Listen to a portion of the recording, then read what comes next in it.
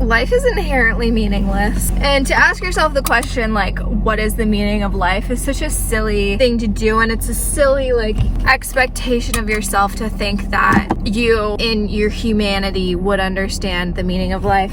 I think a better question is to ask yourself what gives life meaning. And we all know that I suffer from mental illness. But when I'm feeling a little less mentally ill than I am at other times, like right now, like I'm feeling all right, not great, but I feel all right. I tend to put myself in a downward spiral and do things like wondering about what gives life meaning. I think today, what gives my life meaning is going to the gym. I felt like absolute garbage at work today. My life has no goal, no purpose. I'm not going anywhere. I'm wasting my time. I am a waste of space, you know? That feeling, you know, when you feel that way. But I think going to the gym right now is gonna give my life just like the tiniest, littlest bit of meaning. Because otherwise, what do we have if we don't have health? You know, what do we have if we don't take care of the vessel? First meaning of life, take care of your vessel. And when we're thinking about the meaning of life and what makes life valuable, I think it's important that we remember that the experience of being a human is probably one of the most valuable pieces of this puzzle. Getting to know the human that we are is probably a really big part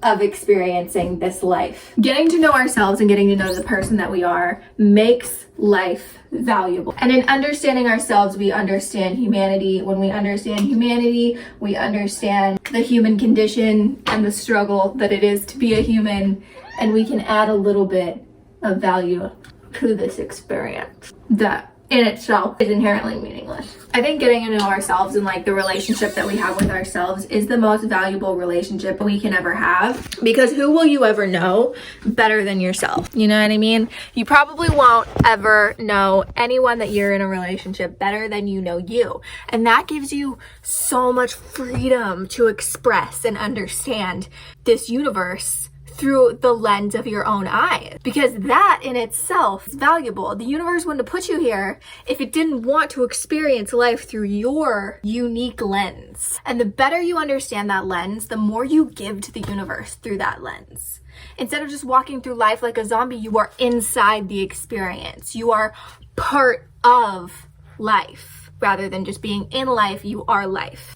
So the second meaning of life would be to get to know yourself, understand yourself, and understand why the universe put you here and not somebody else. I think the third meaning of life is relationships. And I know some of you might get annoyed with me on this one, but hear me out, because I'm not talking about romantic relationships. I mean, I am, in a sense, talking about romantic relationships, but I'm also speaking of other relationships, other very valuable relationships. For example, this one. This is one of the most valuable relationships I've ever had in my entire life. And she's not a human, but the cool thing about this earth is that you can have beautiful relationships with anything and everything. If your best friend is an animal, that's one of the most beautiful experiences that I think that you can have in this life. Sure, connecting with a human, fine. Connecting with an animal,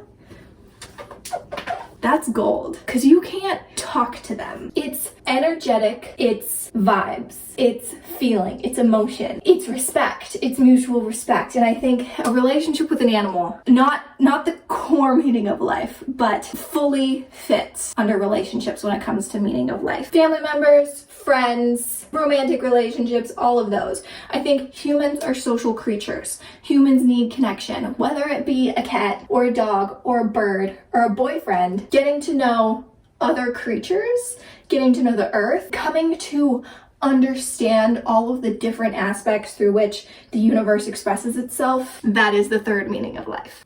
And then I think it really just comes down to realizing that our inherent value is not in doing, but in being, in existing and experiencing life. Because no one really knows what is happening here. We're all on a rock, floating through space, and we can lie to ourselves and believe that we know what's going on. But in all honesty, none of us really do. There's beauty and meaning in realizing that there's no meaning in any of it.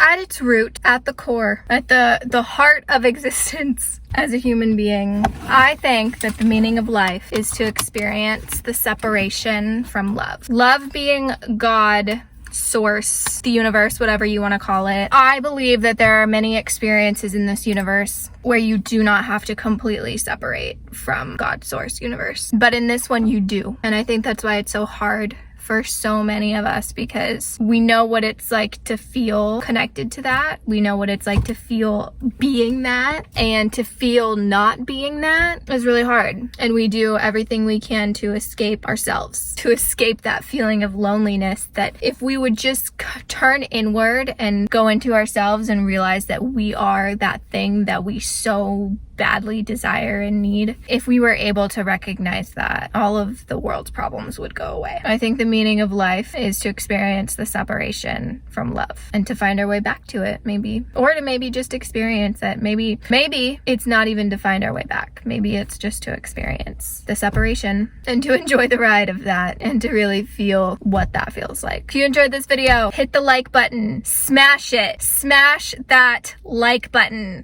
and smash that red button if you haven't done so already. I love you guys so much. And thanks for being alive. I appreciate you for doing that. You didn't have to. You didn't have to come here, but you did, and I appreciate you for that. Love you. Bye.